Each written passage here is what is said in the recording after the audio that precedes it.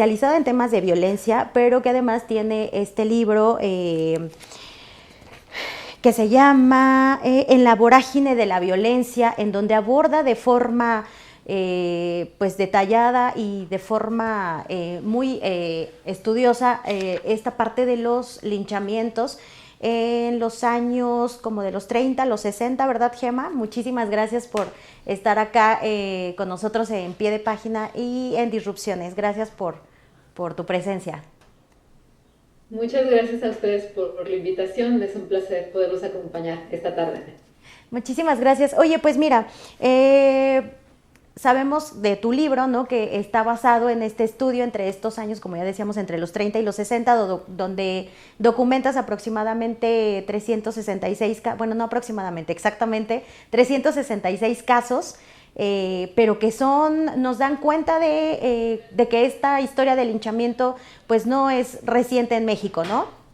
Y pues tu libro precisamente nos ayuda a entender esta relación que tiene entre la historia, que se puede ligar ahorita con este reciente caso, pero pues para empezar me gustaría preguntarte, de acuerdo a tus estudios e investigaciones que has realizado, que por ahí leí que los realizaste principalmente basándote en notas periodísticas, porque pues como no está tipificado el linchamiento, no los documentos, digamos, los documentos judiciales no te pudieron ayudar, no te pudieron servir de tal forma.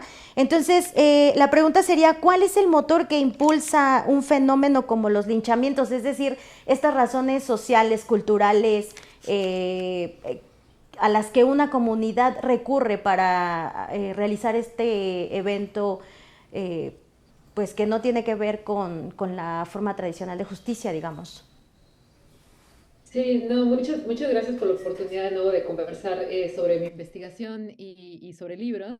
Efectivamente, como mencionabas, ya el libro está basado sobre todo en análisis de prensa, pero también está basado en el análisis detallado de informes de seguridad, de cartas de quejas que escriben ciudadanos que son familiares de víctimas de linchamiento y reportes de seguridad que nos ofrecen una mirada bastante cercana a los conflictos que existían al interior de estas comunidades en los que ocurrían los linchamientos.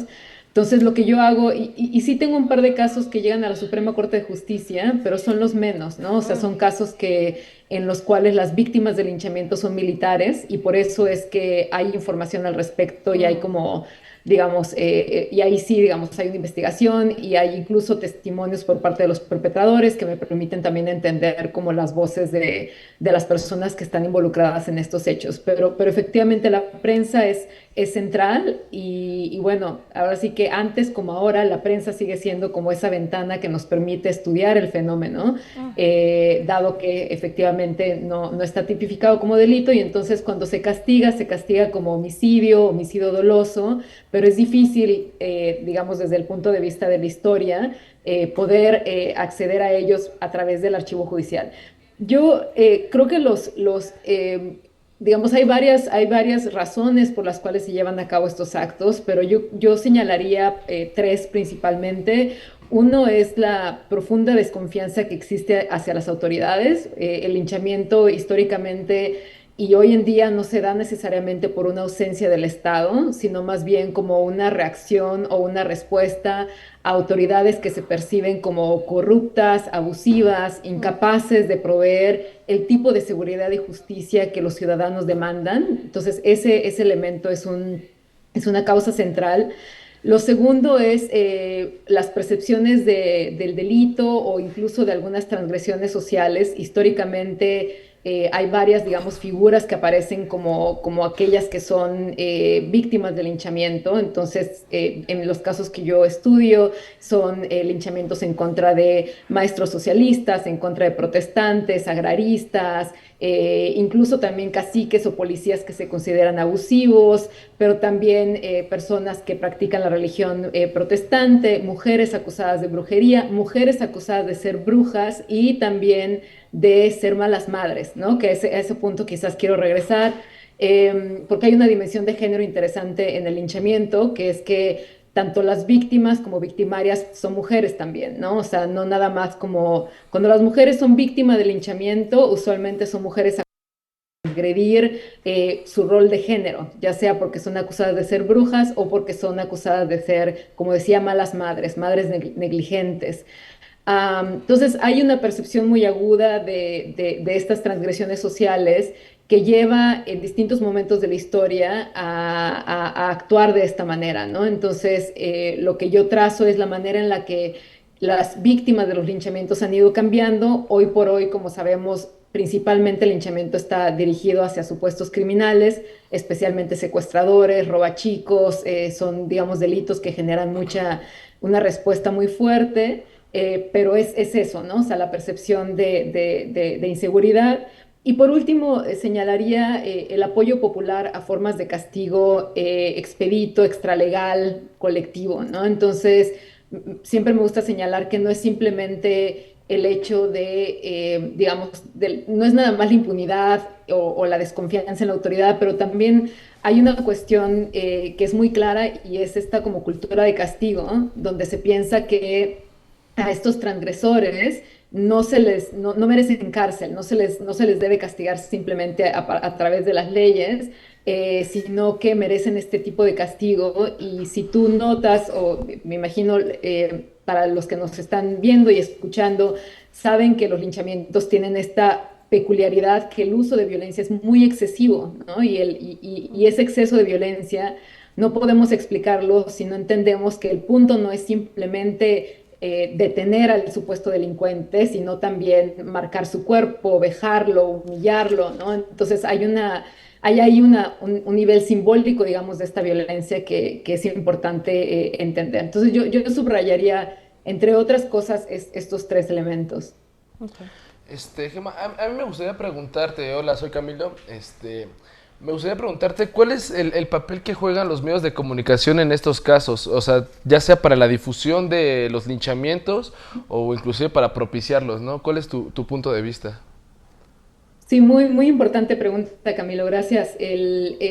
Los medios son sumamente importantes, ¿no? Y un poco lo que argumento yo en el libro es que los medios no son simplemente, digamos, un medio a través del cual se difunden estas historias, sino que ocupan un lugar central tanto en la construcción de las percepciones de inseguridad que tienen las personas, ¿no? Y la percepción también de la figura del criminal que yo discuto mucho, o sea, tanto de los robachicos, ¿no? La figura del robachicos, pero también la figura del sátiro, ¿no? Como se le llamaba a los supuestos violadores de mujeres y niñas, el homicida que se le llamaba como chacalitos en la prensa. Es decir, hay un tratamiento de la figura del criminal como personas que son monstruosas, que tienen instintos animalescos, o sea, cuyo comportamiento es inmoral y va en contra, digamos, de lo que es aceptable dentro de la sociedad, ¿no? Entonces hay una deshumanización del criminal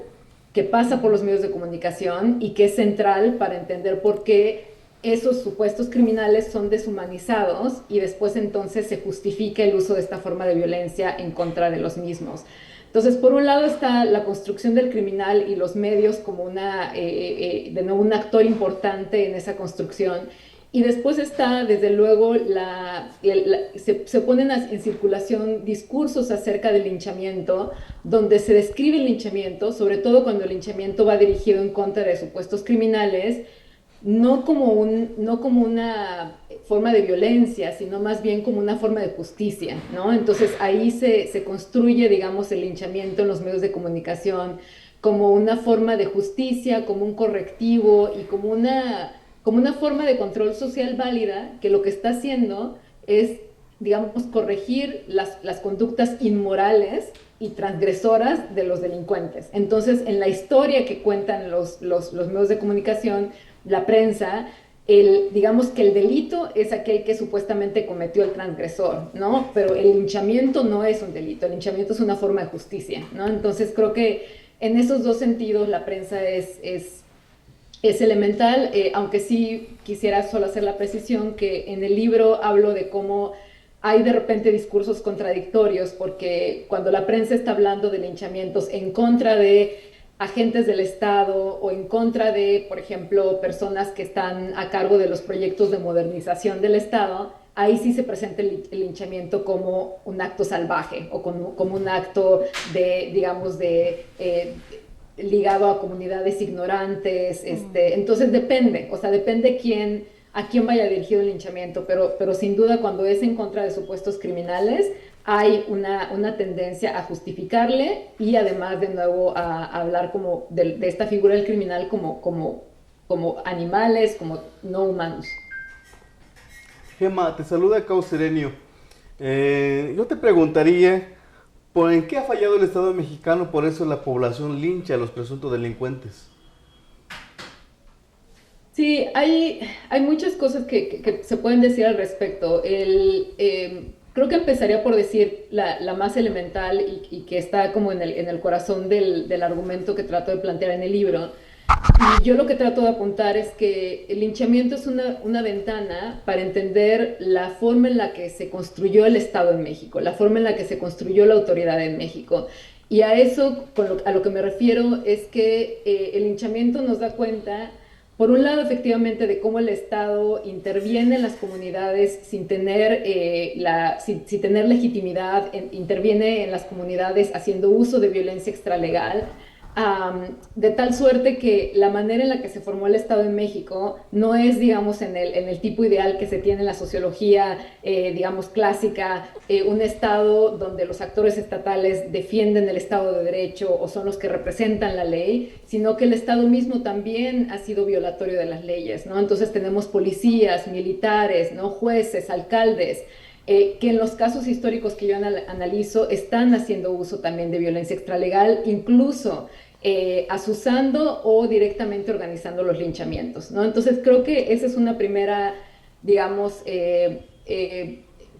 falla de origen, ¿no? De la formación del Estado en México, que es que el Estado no ha sido realmente nunca, uno nunca ha ejercido el monopolio del uso de la violencia, pero además no ha usado la violencia de maneras legales, ¿no? También los actores estatales han abusado de la fuerza. Y aunque a partir de los 60 ya no vemos registro incluso a partir de los 50 ya no vemos registros de actores estatales organizando los linchamientos, como sabemos, autoridades continúan haciendo uso de la tortura, continúan organizando asesinatos extrajudiciales, ¿no? A lo largo de toda la Guerra Sucia, ¿no? Y mucho después que esto. Entonces, creo que ese es un problema fundamental, ¿no? O sea, la manera en la que el Estado no ha sido ese representante del Estado de Derecho, sino ha sido también violatorio de las leyes. Y luego, pues, eso ha llevado justamente a que esa relación entre ciudadanía y Estado sea tirante, ¿no? Y en la cual esas interacciones entre ciudadanos y Estado suelen ser explosivas, aunque a veces, hay que decirlo, ciudadanos y Estado o actores estatales coinciden en apoyar estas formas de violencia extralegal, ¿no? O sea, creo que esa es otra quizás como contradicción, ¿no? O sea, por un lado, la ciudadanía denuncia los abusos del Estado, pero por otro lado, esa misma ciudadanía de repente demanda castigos más fuertes en contra de los supuestos criminales. Había históricamente y sigue hoy en día de repente este impulso muy punitivista por parte de la sociedad mexicana, apoyando la restauración de la pena de muerte o apoyando el que se usen militares, apoyando el que se torture y se desaparezca cuando supuestamente son malos los que están detrás de esto. Entonces es una relación un poco contradictoria, ¿no? Porque es el Estado que abusa, el Estado que rompe la ley y la ciudadanía que demanda justicia o que demanda y denuncia estos actos, pero a la vez apoya el abuso por parte del Estado. Gracias. Gema, me gustaría preguntarte, ¿cuál es el mensaje? Creo que hay un mensaje ahí como un tanto simbólico que quiere enviar la comunidad, la sociedad, con estos actos de linchamiento, ¿no? O sea, ¿qué es lo que quieren decir? Pues pareciera que al Estado, ¿no? O incluso a los posibles perpetradores de estos delitos. Claro, sí, no, ese es una dimensión elemental de los linchamientos. O sea, creo que En la definición como que yo propongo, o sea, el linchamiento son estos actos de violencia colectiva, pública, extralegal y particularmente crueles que tienen como fin castigar una transgresión social. La dimensión pública es fundamental en los linchamientos, ¿no? O sea, los perpetradores de los linchamientos no están buscando ocultar lo que hacen, al contrario, lo quieren mostrar, ¿no? O sea, es un espectáculo de violencia donde entre más espectadores mejor. Y ahora con las redes sociales, o sea, con la transmisión, incluso en vivo de muchos de estos eventos, la cantidad de espectadores se ha amplificado, ¿no? O sea, siempre digo, las redes sociales por un lado han hecho que la circulación de rumores sea más letal y que más personas puedan hacer parte de estos actos, y por otro lado los espectadores se han multiplicado. Y creo que sí, el mensaje yo creo que puede leerse incluso en 3 niveles. Uno es la autoridad, o sea, el mensaje a la autoridad es claro, es: autoridad, no estás haciendo nada al respecto, por tanto nos vamos a tomar justicia por mano propia, ¿no? O sea, hay un mensaje y un reclamo muy claro hacia el Estado. Históricamente lo vemos también en la opinión pública diciendo la razón por la que hay linchamientos es porque no hay pena de muerte, o porque hay corrupción, o porque las autoridades están coludidas con el crimen. La segunda audiencia o el segundo público al que se le manda un mensaje es sin duda a otros posibles delincuentes o transgresores sociales, ¿no? Entonces se piensa, ese linchamiento es una forma de control social. Se trata de mandar un mensaje para disuadir posibles delincuentes, pero creo que el tercero, quizás que hablamos menos de ello, pero es importante, es a nivel intracomunitario, ¿no? O sea, también creo que dentro de las comunidades el mensaje es un poco esos son los valores de la comunidad, ¿no? O sea, como que con este tipo de actos se reafirma una cierta identidad al interior de la comunidad y se constituye la comunidad como en un acuerdo en torno a esta forma de castigo. Gemma, a mí me gustaría preguntarte un poco más sobre eso, ¿no? ¿Qué es lo que pasa en una comunidad cuando se lincha a alguien, ¿no? ¿Qué es lo que pasa después? ¿Cómo se percibe el ambiente y cosas así? Sí, creo que es muy importante porque creo que es un hecho que deja, pues que deja una fractura importante, ¿no? O sea, por un lado yo creo que habiendo estudiado cientos de casos y donde he tenido como acceso a archivo que me da cuenta de esta historia después del linchamiento, pero también leyendo reportajes de prensa de los casos actuales, creo que las comunidades quedan muy divididas. O sea, hay quienes consideran que ahí se hizo justicia y entonces quedan como muy conformes con lo que sucedió, pero creo que hay otros que o no se sienten cómodos con lo que ocurrió o incluso sienten cierto temor de que en algún momento el rumor le llegue a una persona equivocada, o que esta forma de violencia sea utilizada como venganza, ¿no? O sea, como venganza para ajustar cuentas dentro de la comunidad, o sea, por conflictos al interior de las comunidades. Yo lo que he encontrado, incluso en los casos históricos que he estudiado, y uno de ellos es de hecho el caso de San Miguel Canoa de 1968, que es uno de los más, digamos, presentes en la historia colectiva de estos actos. Una de las víctimas de las cuales se habla poco es que no nada más se linchó a estos 5 trabajadores de la Universidad de Puebla, se linchó también a un local, ¿no? O sea, a un miembro de la comunidad, a un habitante de San Miguel Canoa, que era comunista, que era crítico del párroco, que era crítico del PRI. A él se le lincha también, y de hecho, en buena medida, yo lo que he explicado en otros artículos es que el linchamiento de los trabajadores fue un poco un pretexto, pero en realidad a quien querían linchar era Lucas, a ese vecino al que no querían dentro de la comunidad. Lo que sucede en ese caso, cuando se lincha a alguien dentro de la comunidad, es que los familiares quedan totalmente traumados, se tienen que ir de la comunidad, no pueden regresar, viven en constante miedo, con un trauma muy grande. Y de hecho tengo otro en el libro, que es el linchamiento de Micaela Ortega en Puebla en 1934, que fue acusada de ser bruja, comunista, y que los familiares de Micaela Ortega me contactaron a mí antes de que saliera el libro en español, y hablé con ellos, y ellos también tuvieron que irse, ¿no? O sea, por temor a que los familiares fueran también víctimas de estos actos. Entonces creo que queda una gran fractura al interior de las comunidades, además del temor a ser estigmatizados por esta práctica. Oye, gracias, Gemma. De acuerdo con este estudio de linchamientos en América Latina, que es uno de los, que se ha realizado, entre 2010 y 2019 se tiene registro de 1.134 linchamientos, y otro estudio de la UNAM que decía entre 2016 y 2022, me parece, también eran como más de 1.000 linchamientos, es decir, que han ido en aumento de acuerdo en esta parte del cono sur de América, ¿no? Respecto a Argentina, Bolivia, Ecuador, en donde también se tiene registro de estos actos. Pero me gustaría preguntarte, ¿por qué las autoridades dejan que sigan? Es decir, porque en Estados Unidos ya está tipificado, ¿no? Como ya está tipificado dentro de la ley, ya hay castigo, digamos, pero ¿por qué acá las autoridades en México dejan que siga ocurriendo estos actos? Sí, sí, es importante esta conversación. Digamos, una precisión que haría es que, por supuesto, hay casos que sí se castigan y no es que el hecho de que no esté tipificado no significa que no se castigue, se castiga, pero se castiga con otras figuras, ¿no? O sea, se castigan como homicidios, homicidios dolosos.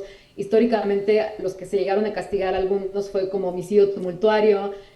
Sin embargo, la falta, digamos, de especificidad legal creo que sí es un reto, porque entonces, como no hay especificidad legal, no logramos tener datos, ¿no? O sea, pensemos, por ejemplo, en qué pasaba antes de que se tipificara el feminicidio, es algo similar, ¿no? O sea, tenemos lo que se logra cuando tipificas un delito es un poco, primero, tener cifras oficiales, después darle mayor visibilidad a esta práctica y tener un registro, ¿no? O sea, es muy difícil hacer política pública sin datos. Entonces, creo que sí ha hecho falta un esfuerzo por parte de las autoridades de tipificar este delito con todo lo que esto implica en términos jurídicos y también en términos de la aplicación de las leyes, ¿no? O sea, que tendría que ser un delito al cual le correspondan ciertos castigos o ciertas penas.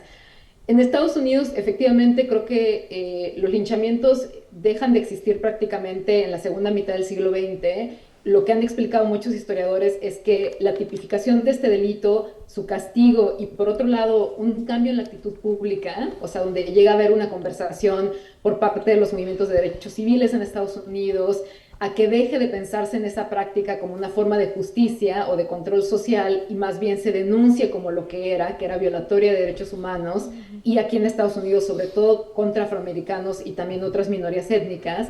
Cuando se da esa conversación pública hay un cambio entonces, ¿no? Entonces creo que yo lo que pienso es que en México, y un poco lo explico en el libro, es que el linchamiento desafortunadamente es una forma de violencia que no le hace daño a las élites políticas gobernantes, ¿no? O sea, de alguna manera sirve como una válvula de escape, ¿no? O sea, sirve para una válvula de escape para ventilar tensiones que existen al interior de las comunidades, para ventilar esas percepciones y sensaciones de miedo, y las comunidades o barrios se quedan con una sensación de que se hizo justicia, que es efímera, pero sienten una sensación de, bueno, lo logramos, ¿no? O sea, tomamos las cosas en nuestras propias manos. Eso lo que hace es servir como una válvula de escape que nos distrae de los problemas que seguimos sufriendo como sociedad mexicana, al corazón de lo cual está la impunidad, ¿no? La corrupción que existe por parte de las autoridades, la no labor de prevención en términos del delito, y también, de nuevo, como sociedad misma, tener una reflexión más crítica y ver la violencia que están causando estos actos, ¿no? O sea, y entonces yo sé que, por ejemplo, la gobernadora de Guerrero se expresó y lamentó, en este caso, la muerte de la niña Camila, que está muy bien. No se expresa así de la víctima del linchamiento, ¿no? Entonces, es una conversación difícil, pero estamos no podemos como sociedad pensar en que aquellos que son supuestamente o presuntos delincuentes no merecen un castigo por medio de las leyes, ¿no? O sea, no es posible que celebremos estos actos y que de nuevo deshumanicemos a estas personas. Exactamente, esa es una gran reflexión con la que creo que podemos cerrar esta conversación el día de hoy, porque también lo señalas en tu libro. Normalmente lo que te encontraste es que muchas de las personas linchadas eran inocentes. Así es, exactamente. En la gran mayoría son inocentes. Entonces, y aunque no lo fuesen, esa no es la manera de responder frente a estos actos. Entonces, creo que sí es importante tener una conversación al respecto y por eso de nuevo agradezco mucho este foro y la oportunidad de conversar con todos ustedes. Al contrario, gracias por atender a Disrupciones y pues te mandamos un gran saludo y nuevamente toda nuestra gratitud. Esperamos volver a contar contigo posteriormente. Claro que sí. Muchas Claro gracias. que sí, encantada. Nos vemos. Hasta luego. Chao. Solo gracias.